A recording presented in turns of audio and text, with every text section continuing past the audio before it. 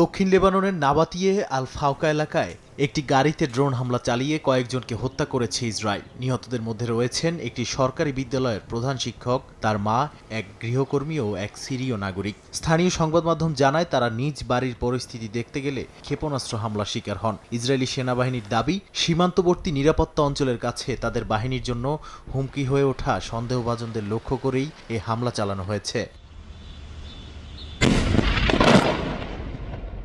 শুধু নাবাতিয়ে নয়, একই দিনে বিনতে জুবেইল জেলার কৌনিন ও বারাআশিত এলাকাতেও বিমান হামলা চালিয়েছে ইসরায়েল। বারাআশিতে বেসামরিক নিহতদের জানাজার পরপরই নতুন করে হামলা হয়। কৌনিনে আবাসিক বাড়িঘর লক্ষ্য করে বোমা ফেলার অভিযোগ তুলেছে লেবাননের রাষ্ট্রীয় সংবাদ সংস্থা। স্থানীয়দের অভিযোগ, সীমান্তবর্তী গ্রামগুলোতে মানুষ যাতে ফিরতে না পারে সেই কৌশলেরই অংশ হিসেবে ধারাবাহিকভাবে বেসামরিক অবকাঠামো ধ্বংস করা হচ্ছে।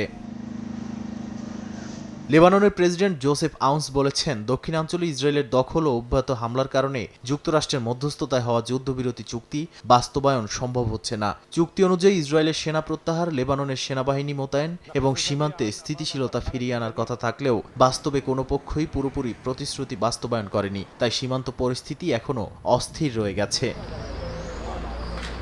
চলমান সংঘাতে দক্ষিণ লেবাননে ৯০,০০০-এর বেশি বাড়িঘর ক্ষতিগ্রস্ত বা ধ্বংস হয়েছে বলে সরকারি জরিপে উঠে এসেছে। প্রায় ৬ লাখ মানুষ এখনও নিজ এলাকায় ফিরতে পারেননি। যারা ফিরেছেন তারাও প্রতিদিন বিস্ফোরণের শব্দ আর নতুন হামলার আশঙ্কার মধ্যে বসবাস করছেন। লেবাননের স্বাস্থ্য মন্ত্রণালয়ের তথ্য অনুযায়ী মার্চ থেকে শুরু হওয়া সর্বশেষ সংঘাতে দেশটির নিহতের সংখ্যা বেড়ে দাঁড়িয়েছে ৪,৩১৯ জনে। আহত হয়েছেন ১২,২০৩ জনেরও বেশি। নাদিম মারজান, সময় সংবাদ।